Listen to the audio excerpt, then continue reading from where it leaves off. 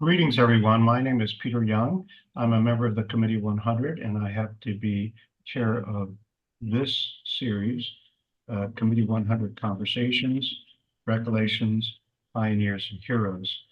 But before I talk about the purpose of this, I want to say very pleased to have Henry Tang as the interviewee. He originally was going to be the first interview in this series, but we're very pleased to have it now. My introduction is going to cover three things. So first of all, because this is a special event, because it's about include not only Henry Tang's personal career and his pioneering efforts in the finance field, when there were very few Asian Americans and very few Chinese Americans in finance, but we're also going to spend about half of it talking about the founding of Committee 100 and why it was founded. So first of all, why is this series in place? Well, this series is designed to feature interviews of Chinese Americans who have contributed to the success of America through their pioneering efforts, their heroic achievements, or recollections of important events. And this is being broadcast, but just as important, it's being recorded, and it will, an edited version will be available on the Committee 100 website, and also there will be a podcast as well. So it's essentially, we're collecting a library of interviews that we're doing of these notable Chinese Americans. I think the most important reason for this is that Chinese Americans have contributed greatly to the success of this country in many walks of life: science, the arts, agriculture, philanthropy, political leadership, agriculture, business, and more. And what we want to do is to highlight the contributions, one, because they did contribute, but the other, in this environment, probably the most important way to combat things like Asia hate is for people to recognize the contributions that Asian Americans and Chinese Americans have made. For those of you, and now this is the 11th one that we've done, and the others included David Henry Wong, the playwright, B.D. Wong, the actor, David Ho, the famous virologist who focused on HIV cures, Gary Locke, who's currently our chair, but was Secretary of Commerce and Ambassador to China, Elaine Chao, who also was a cabinet member, had the United Way, and so on and so forth. And, we've had some very prominent people, but in a wide variety of fields. Now, for those of you who may not be as familiar with the Committee 100, it was founded 38 years ago. It's a nonprofit, nonpartisan membership organization of prominent Chinese Americans in business, government, academia, science, technology, and the arts. And it was formed originally after Tiananmen Square, and at the urging of Dr. Henry Kissinger, renowned architect I.M. Pei assembled an exceptional group of Chinese Americans, and Henry Tang is one of them, to address the critical issues impacting the Chinese community in the United States, but also to help foster positive relationships between the U.S. and Greater China. And the original founders, which Henry Tang will talk about, included Yo-Yo Ma, I.M. Pei, Henry Tang, Oscar Tang, etc. And he'll talk about that. And, again, the purpose, or really the dual purpose, one is provide leadership and a constructive force in protecting the rights and the full participation of all Chinese Americans in American society, but also acting as a public policy resource at constructive dialogue and relationship between the U.S. and China. So that is the introduction to this series, but also to to this program. But I want to briefly talk about Henry Tang. There are two reasons for having him as a speaker. One is he had an extraordinary 30-year investment banking career on Wall Street, and at a time where there were very few Asian Americans, and he basically was a pioneer and participated in the global transformation of the capital markets. He was a seasoned securities managing executive and one of the early Chinese American investment bankers. And he worked for some very prominent firms, Salomon Brothers, Lehman Brothers, and Prudential. So, but he's had a long history also in helping the community, and as a founder of the Committee 100, has had an important role in its contribution to society.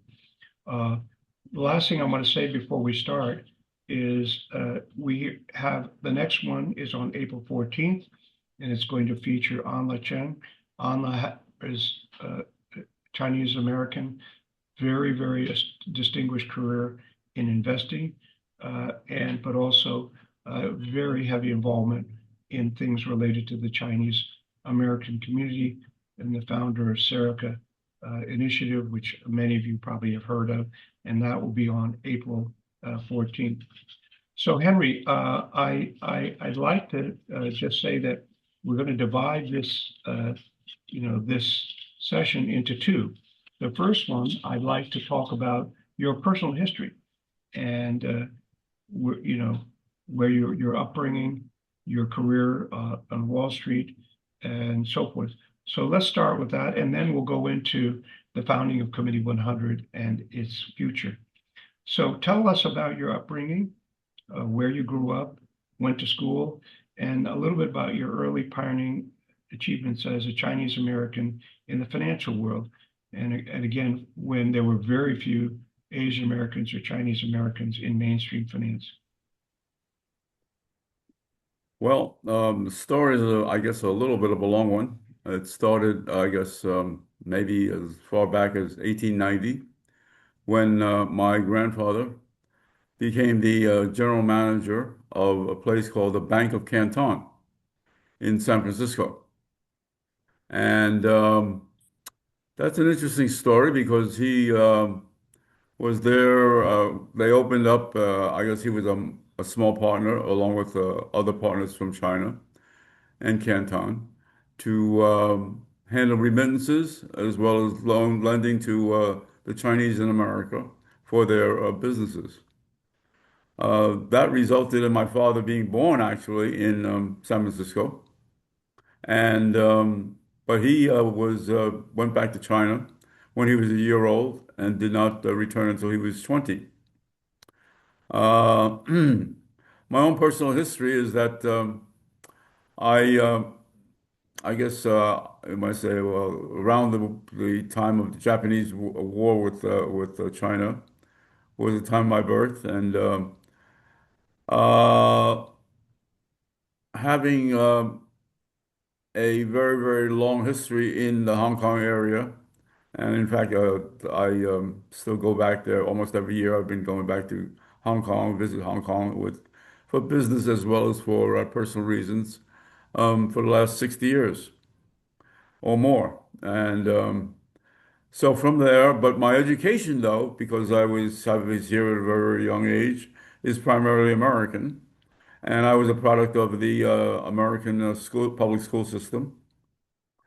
And then I guess what was very interestingly happening that formed a lot of my thinking and a lot of my concern about the plight of fellow Chinese in America, no matter what, whether they were citizens or ABCs or green card holders, was the plight of being a misunderstood group. That started when I was about 10 years old, when my father was visited by the FBI and interrogated. And this was about during just the beginning of the McCarthy period, around 1950 or so. And I was about 10 years old. And that created a lot of consternation inside our family. We didn't know whether members could be deported again or what violations, because when you are interrogated by the FBI, they don't tell you too much, the reasoning for it, and they don't tell you if you are innocent or not. So from age maybe 10 to about age 20, our family was dislocated quite a bit. And that But the real contradiction in the whole thing is that at the same time they were teaching us about freedom of the press in school, in the public school. So I found that a major, major contradiction, and for the rest of my life, I've been sort of wrestling with some of these contradictions, and that's what sort of led me to a very fairly heavy engagement in the public sector, along with being a private sector person in investment banking. As far as investment banking is concerned, after I graduated and got my MBA from Columbia in the mid 60s, which was a very, very also very challenging time for any Asian person to want to become an investment banker. Many of us were spearheaded and encouraged to pursue data processing because computers were the big thing. But that was not my trajectory. I always thought I wanted to understand more about the financing of industries. So I pursued that, but it was not as lucrative as it is now. And of course, we have a bamboo ceiling problem nowadays, and uh, but still, back then it was very, very challenging. Japan had first begun to be the first Asian country to make achievements in the West, and in fact, for a while, I went and practiced early versions of investment banking by asking Japanese financial institutions to join American syndication efforts. So I actually went to Japan for the first couple of years of my career to pursue the only Asian business that existed then. Shortly after that, then Hong Kong, Korea, and Taiwan began to emerge. And in fact, I was one of the first advisors for the creation of the Taiwan Stock Exchange. And that was probably back in the mid 70s or thereabouts.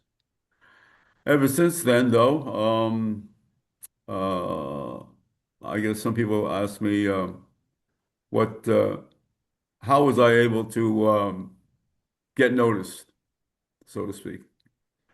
Well, being very Asian, very Chinese, I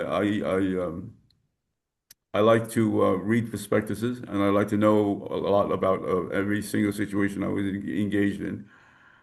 So I read prospectuses a lot, and I read them cover to cover. Some of my American colleagues did not do that, and that gave me a little bit of an opportunity to be introduced to senior management, where I sort of was one of the few people who knew every aspect of a prospective financing. But also, in addition, I used the ultimate, I think, uh, Asian proprietary technique is I introduce people to some of my clients, some of my colleagues, to Chinese food, real Chinese food. And it was in that, I think, I remember some of my early senior managers taking a liking to that. And I was able to get very close to management that way. In fact, I had one manager who liked it that we almost went to have dim sum almost every week or two. And it's amazing how when you find an opportunity, whether it's through sports or through food or through common interest, common ground, that you get the opportunity to share confidences and also establish something I rely on quite a bit these days, all throughout the rest of my life, which was to establish trust and comfort. Mhm. For a while, I guess I was going back to the era of President George Herbert Walker Bush, or Bush 41, as they call him. I had the opportunity to be appointed to the Federal Glass Ceiling Commission. I guess we would call that a bamboo ceiling problem today, or maybe more to be more contemporaneous about it, a DEI effort, a national DEI effort, and that happened in the early 90s. When I was appointed to that, I learned from interviewing many CEOs. The commission had the task of interviewing 35 of the largest CEOs in the United States. 31 of them came back and said one of the most important things throughout their careers, not just when they were CEO. Well, we are, of course, always ask the question, the magic question, to what do you aspire, to what do you attribute your your success, your own personal success, and what were the characteristics that you used to promote people and to move them along. Not just at the CEO level, but when they were managers themselves. 31 of the 35 came back saying it was trust and comfort.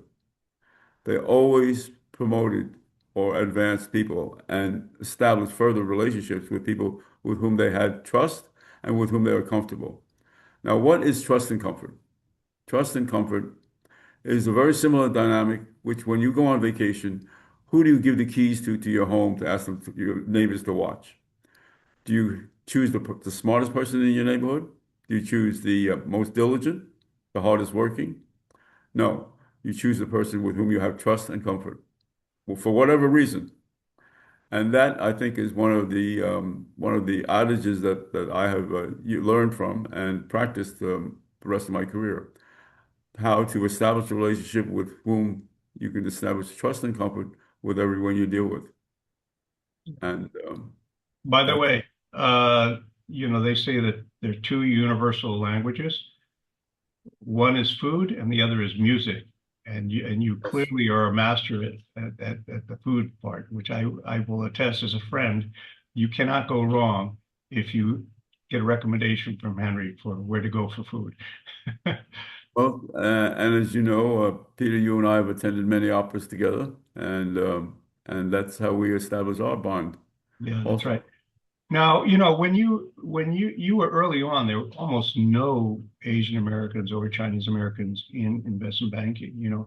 I went to investment banking by the time I came. There were some, but still not that many. Did they kind of really think of you as different, or did they just think you were like an alien from Mars or something? They didn't know what to do with you. How were you perceived? well, I was very stubborn and about it, and I I I was very tenacious. I knew that eventually one day, and mind you now, chronologically, we're right now about probably the mid to late 70s. The Kissinger Nixon visit had just happened, Hmm. so everyone was sort of looking forward to it, but there were basically no opportunities.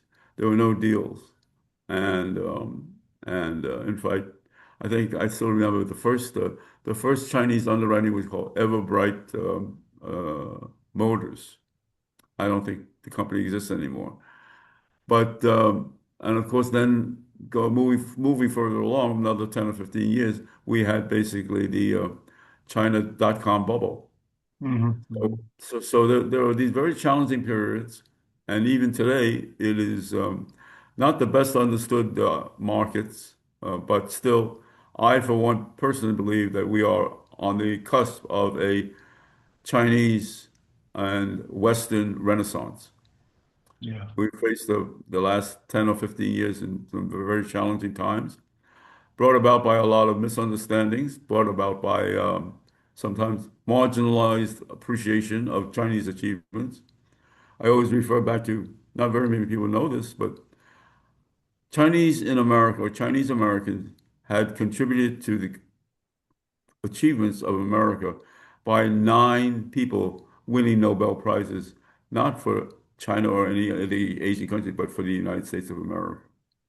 And it is with that foundation that I continue to do my work, both on the private and the public sector, on making people understand and appreciate the contributions of the Chinese in America. If You they've know, contributed to America, they're trying to also contribute to the West. Yes, go ahead, Peter. Now, you still stay in touch. You're still very active, in the business world. And things have really changed, right? Very radically. But we still have this problem of career ceilings for Asian Americans, and that's why this program that Committee 100 has on Asian American career ceilings has had so much interest. If you dial forward to today, you talked about what it was like when you were rising through the ranks. What's your sense about the situation today, and what advice would you give those people in the audience who are up and coming in the finance field?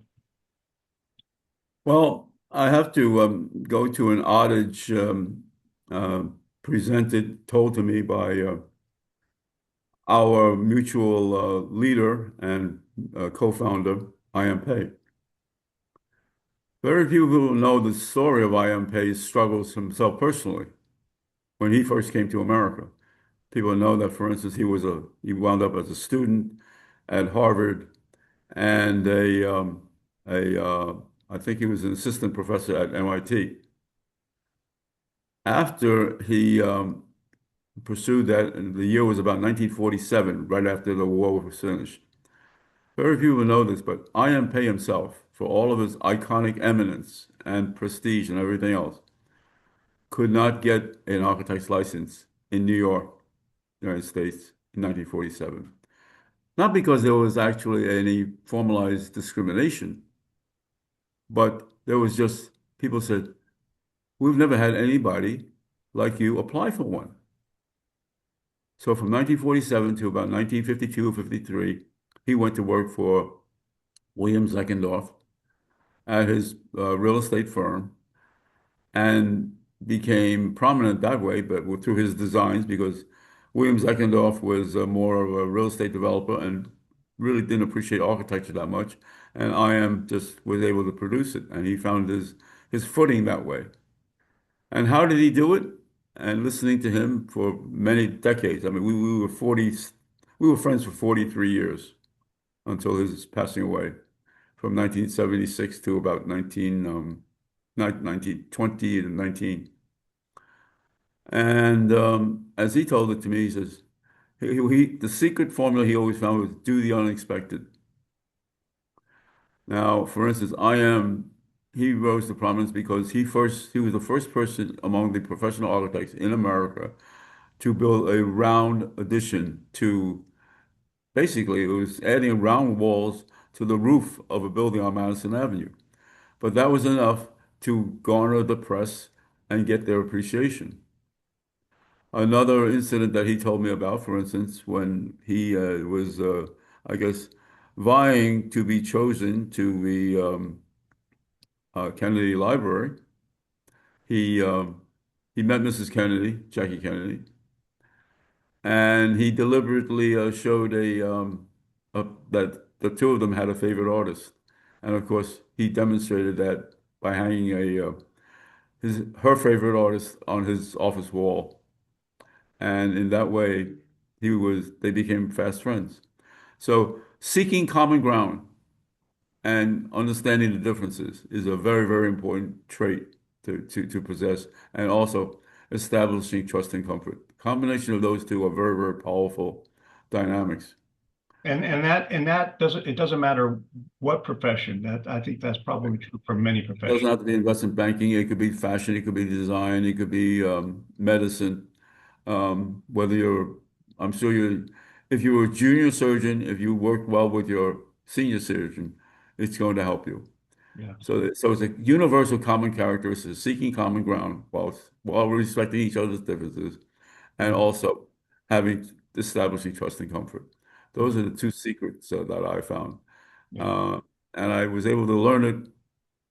Actually, I didn't learn about trust and comfort until I was about 40 years old, when I Mhm. finally got on the Federal Glass Ceiling Commission. Yeah. Because by interviewing, I interviewed Lou Gerstner, the CEO of IBM. We were all fanned out to the rest of the country. The commission lasted for about 7 years. It sunsetted ultimately, but we had the authority to call on CEOs and ask some very intimate questions. Now, what I'd like to do is turn to our second topic, which is the founding of Committee 100. But before you tell us the story, I have two pictures that I want to show the audience, and I want you to comment about the pictures. Here's the first one. So could you tell the audience who's who's in this picture and why is it important? Well, I don't know who the guy in the middle is. I don't know how he even got there, but of course, on the left side is IM. This picture was taken at a black tie dinner, obviously, at the Plaza Hotel. I believe the year was 1985 or 86.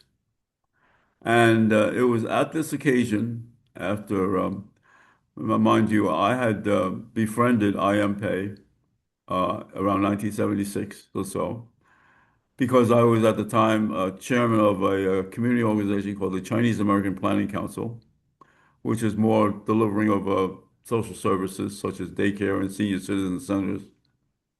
And we wanted to honor IM as an iconic person.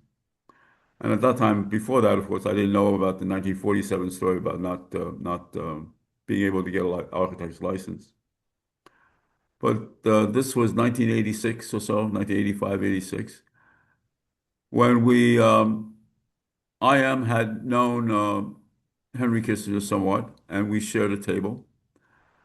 And that's how that picture was taken. And it was at that table that, because I had been talking to IM about the need by the Chinese American community, Chinese community in America, to have an iconic Chinese American person uh, get engaged in all the various issues, be they public policy, be they senior citizenship, be they just living and becoming an American citizen or whatever. Such an effort and create an organization and whether he would lead it. Of course, IMP at that time had 300 staff architects working for him. He was working on five global skyscrapers, among them, uh, ultimately, for instance, the most famous one being the Louvre project. But he was working with projects in Japan, Taiwan, Middle East, Europe, and so forth. Five major skyscraper type buildings. I think Bank of China in Hong Kong was one of them. And so he was really flying around the world literally every week, different in going to a different destination. He says, I can't really do this. And he and I, we had lunch for almost every month or every other month for about all those first 10 years. He was very engaged, very interested in some of the concerns of our community, and he was fascinated by it, and because of his own experience. And as I say, that's why most people didn't know he had that experience. But he said, I really can't do it. Look at, and he opened the door and showed me the room of 300 architects, all sitting in one room, looked like a big gymnasium with 300 architects sitting in it. And he said, I really can't help you. And it wasn't until we joined with the Henry Kissinger at this dinner, and Dr. Kissinger said, Mr. Bay, he called him Mr. Bay. Mr. Bay, you must do this for your people in his heavy Germanized accent. He says, you have to do it because your people need you. And he did. I mean, and he was, because Ian Pei at that time was more well known than the premier of China at the time, who was Deng Xiaoping. Because Deng Xiaoping, other than one trip to America, very rarely traveled. And of course, IM was a globetrotter, and he also had five or six or seven or eight different projects all over the world, and was constantly being photographed with people like President Mitterrand and prime ministers of Japan and so on and so forth.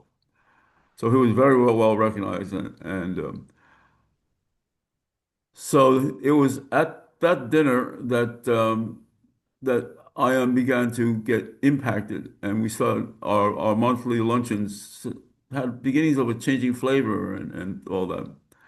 And it wasn't until the morning after Tiananmen, which was June 5th, 1989, I believe it was, yes, um, that IM called me on the phone and said, Henry, I understand what you've been talking about.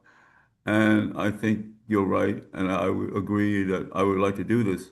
But he says, I still don't have the time. And he asked me, he said, would you help me do it? And of course, I signed on, and of course, here I am still today. The second picture you have there are the six people who immediately volunteered. They being I am himself, of course, sitting in the seated in the left side. The woman in the middle is a major Chinese American who contributed majorly to the progress and the scientific knowledge of America. Her name is Dr. Wu Jianxiong. Wu Jianxiong was actually a very close friend of IM's, but they actually bonded because at some later event, they found that they had sailed to America on the same ship but had never met on that ship. So afterwards, they had a very, very close bond, and IM recruited her, and she signed on right away. Her distinction is, though, that she was call her the mentee or the intellectual inspiration behind the first two Chinese in America who won the Nobel Prize that I talked about. They being T.D. Lee, Li Zhongdao, and Xian Yang Zhenning. Those two gentlemen in 1957 were the first two Chinese in America to win the Nobel Prize. I believe Dr. Yang was at Columbia and Dr. Lee was at Princeton. And it was a contribution by an advancing a theoretical part of physics. However, though, most importantly, though, Dr. Wu Jianxiong was their teacher and their mentor. They did not give her the Nobel Prize because they did not give Nobel Prizes to women in those years. That has since stopped. But more recently, about 4 or 5 years ago, she was honored by a postage stamp. Some of you may have purchased them, some of you may have used them. So she was honored by having a postage stamp. And then there have been, subsequent to her not winning the Nobel Prize, there have been many other physics prizes that she has won. And some people say that those physics prizes are more difficult to win than the Nobel Prize. But that's Wu Jianxiong. After seated next to Wu Jianxiong is Shirley Young. Shirley's story is quite a story, quite a uh, fable. Bottom line is some people know her as being the first woman corporate vice president of General Motors. This is not like being a bank vice president. This is like being one of the top 5 or 10 people inside General Motors. And she was hired to be marketing person, and subsequently wound up going to China on behalf of General Motors, and was very, very instrumental in getting General Motors to create the manufacture of Buick and other autos in China. More importantly, and more significantly, though, for Shirley, back in the mid 70s, she was one of the first women to become a member of a Fortune 500 company board of directors. That company was Dayton Hudson, today otherwise known as Target Stores. So from the 70s, she was on the board, and she was on the board of Holiday Inn. And I think also more recently, she was on the board of one or two data storage companies. And so, unfortunately, she passed on about 5 years ago. We certainly miss her very much. Behind Shirley is Oscar Tang. Oscar is one of the most generous, foremost Asian and Chinese philanthropists in America. And he has donated to very well known as the Metropolitan Museum, and as well as the New York Philharmonic. However, though, Oscar himself has been donating quietly, anonymously, to many, many different colleges and charities for the last 40 or 50 years. And so, and as I say, the fellow between Oscar Tang and Yo-Yo Ma is, I don't quite understand how he got there either.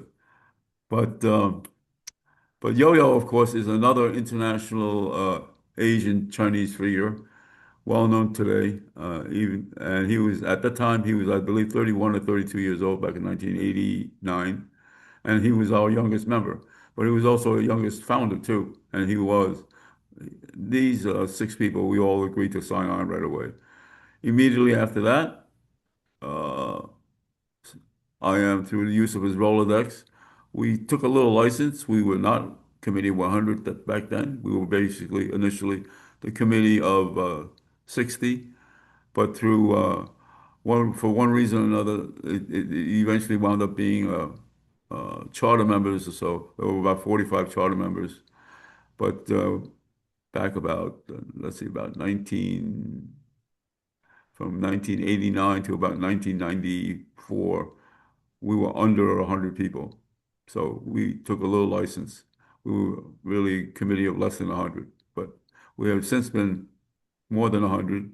And and today's 150 members are really all, every single one is really a leading light in their own right. Henry, can And you share with the audience a little bit about what some of the activities and actions, there are many, that Committee 100 has undertaken over the years, but maybe if you can give them a little bit of a flavor of some of the things that the committee has done and the impact that it's had over now 38 years, I guess, right? well, sure. The uh,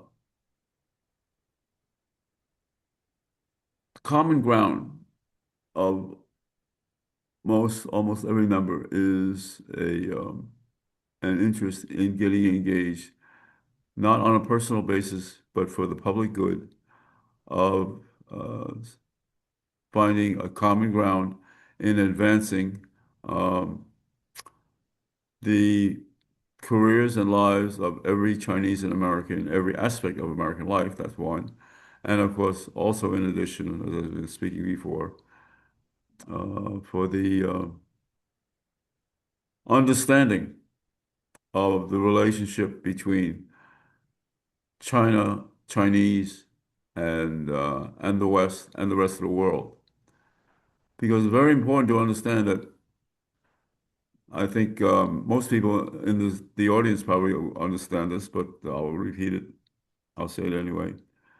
To be Chinese just is not an automatic relationship with either Taiwan, or Beijing, or Hong Kong, or Shanghai. To be a Chinese is really, I like to refer to it these days as something called, what I've coined called Chineseism, much like the way our Jewish American friends practice something called Judaism, which is not just a religion, but it is a culture.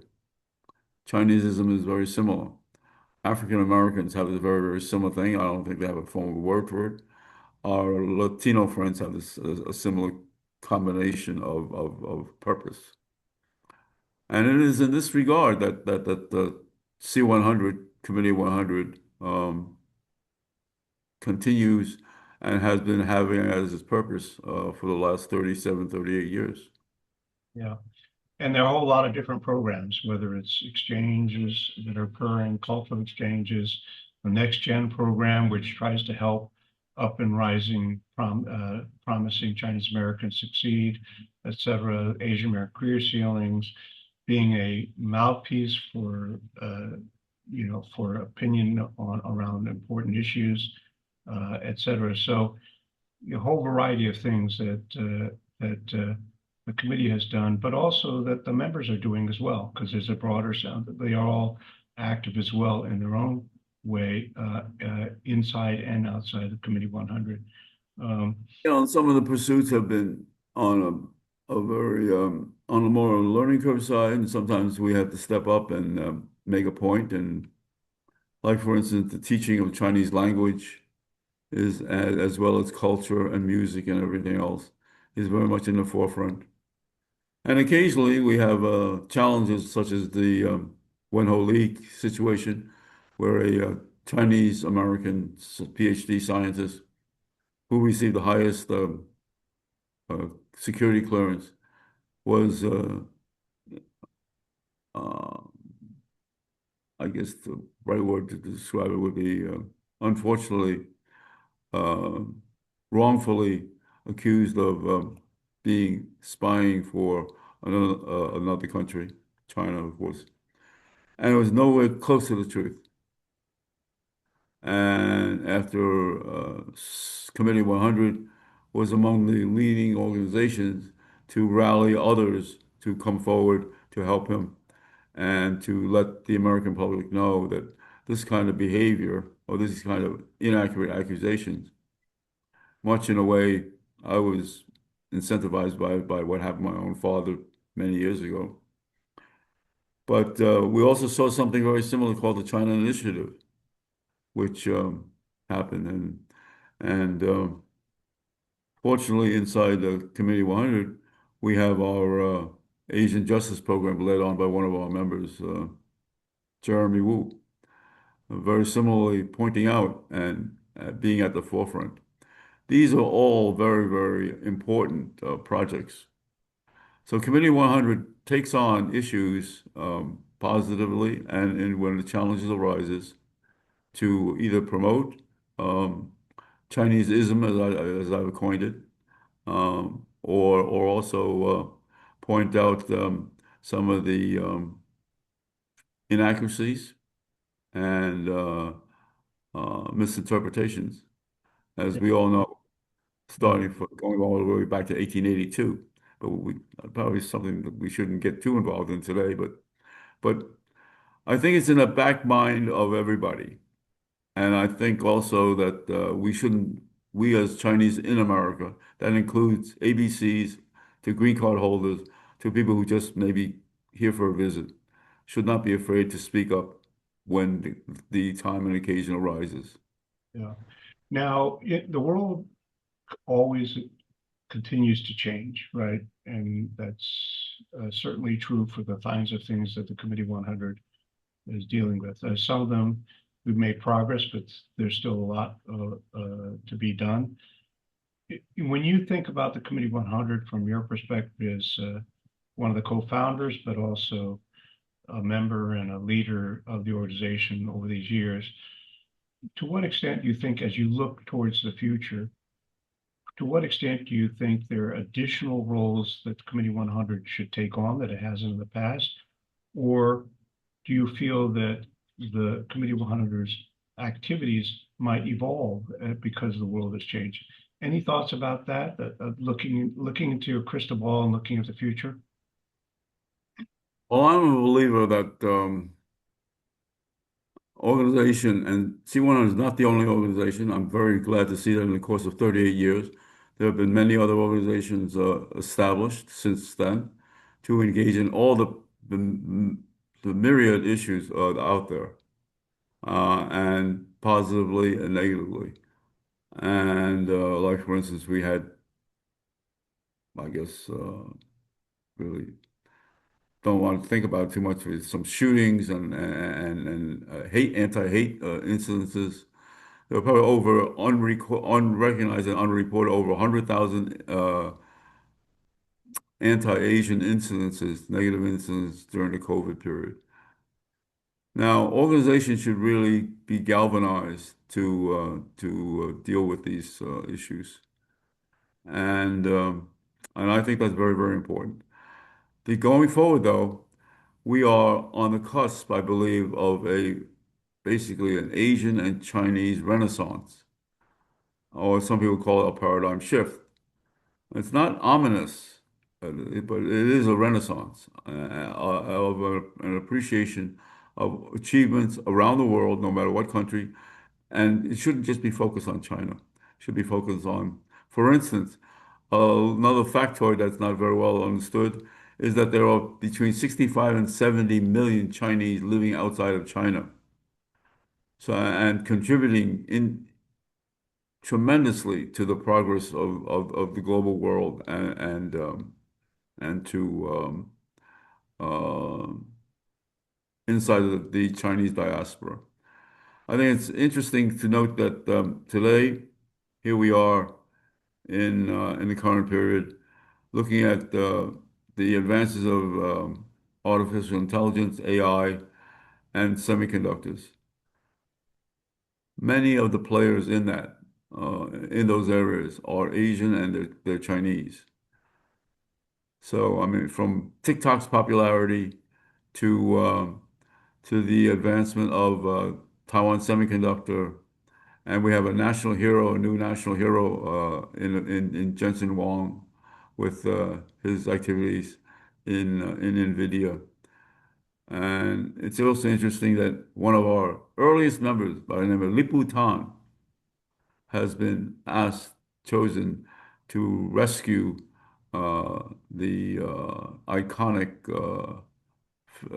In, Intel yeah, semiconductor company in this country. And he is a Committee 100 member. And he's been a Committee member, 100 member, I think, from the first or second years of our existence.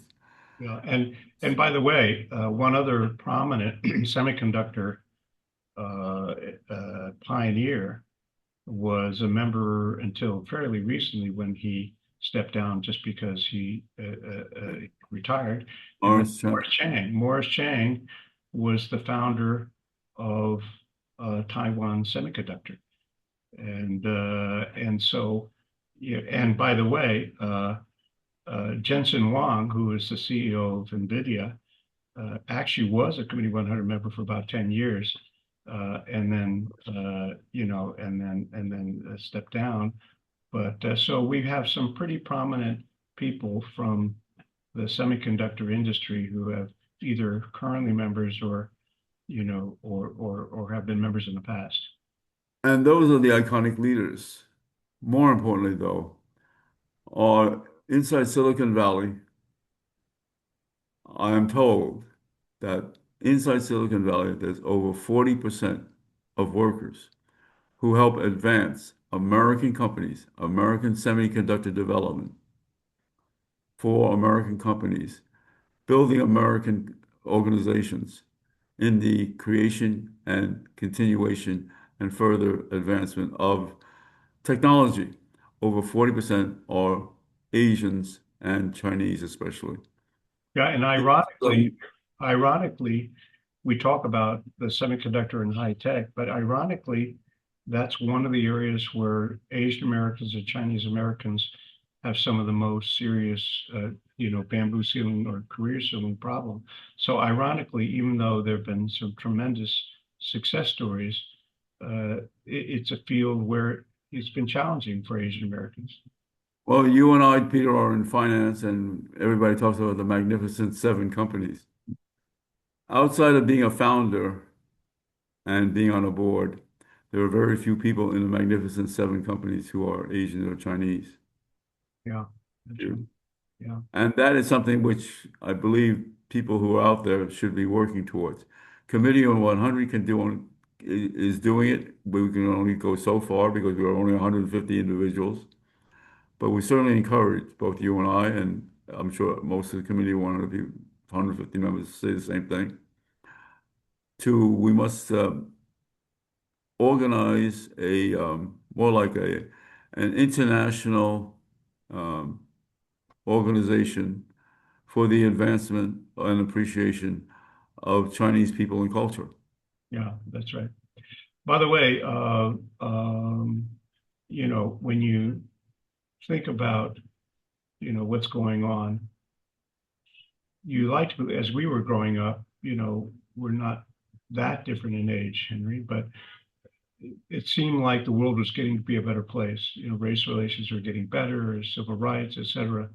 But it really just seems like the last 5, 10 years, we've been going backwards in terms of race relations and so forth, not to mention, problems between countries, which is a real challenge. So if anything, I think although the Committee 100 and many, many fine organizations have really done some wonderful things to try to address these issues, at the same time, the problem also seems to be getting bigger as well. Do you agree with that or not? A lot of people, many members of the uh, Chinese and Asian community always say to themselves, there's nothing I can do about it. I'm just a little cog in this wheel. I don't believe that. I believe that for all of us who can speak together, think together, work together for the changing of this, will add to the whole dialogue and the advancement of Chinese and Asians in an appreciation in a Western society. There's much to be done, and a lot of it happened because of unfortunate marginalization and inappropriate recognition, insufficient recognition rather, um, of the achievements. I mean, you and I, we could go through a whole litany of achievements of Chinese. We just did, starting with the Nobel Prizes thing, but there are many every day. Um, whoops, what happened here? You, Of every day. Mhm. Wait a second here. The video and everything is fine, so there's no problem on this end. Okay. Yeah. So So, you're saying so every day, right? yeah, and no matter how anonymous one's effort may appear to be, it is very important. And it's very important that it be known to your colleagues, starting with family members, to colleagues, to friends, to um, superiors in your work, to your customers of the contributions of Asians and Chinese. Just imagine what the American health system would look like if for one day all Asians didn't go to work. Yeah, that's right. Right. Not to mention something very, very sophisticated like AI and semiconductors. But just imagine. And that is how we are the backbone of this country. And we need to claim it. Yeah. We By need the to way, claim it. I want to make a personal comment, and that is, I sort of grew up with Committee 100 because my father was not the founder, but one of the very early members, and actually for a period of time was executive director. And so I would always learn about what Committee 100 was doing. Very proud of what he was doing as part of the Committee 100 and as a member. And then my sister became a member many years ago, and then I became so with sort of a family tradition. But the most important thing was just the sense over time of all the really wonderful things the Committee 100 has done. And I would want to make one comment to those people in the audience, and that is make a difference. Uh, Put some energy outside of your own, career to try to help Asian Americans and Chinese Americans succeed, but also better relationships between countries. And you could do it in many ways. If you want to be a volunteer and be involved with Committee 100 or a Next Gen member, so forth, please do so. But there are many fine organizations and government positions, so forth, that you can all uh, find a way to contribute. And you're not always going to be able to do what I am Pei and Henry Tang and Oscar and so forth have done, but if you can find a little way to contribute, I think it's a good thing, Well, your father, John Young, was actually our first volunteer executive director. And I know it well because when Shirley Young and I were chair and co-chair together for the first 13 years of the existence of the Committee 100, it was your father, another man by the name of Wang Gongli, who sacrificed themselves as building cornerstones of what C100 today stands on. So I tip my hat off to you, Peter, and to your family. Thank you very much for what you've done. But I Uh, want to thank you, Henry, and the founders for the creation of Committee 100. I think we've reached the end of our period, and I just want to, first of all, Henry, thank you so much for making the time to go through this.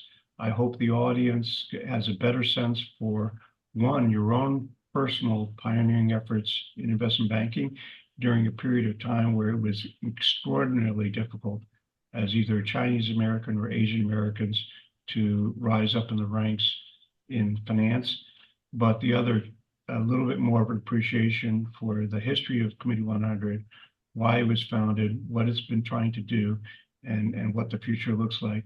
So I want to thank you, Henry, and I want to thank the audience for attending.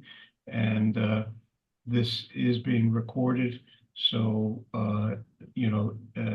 those for those of you who have friends who couldn't watch because of the schedule, thank this you will be all. available on the website. So thank you very much, and thank you, Henry.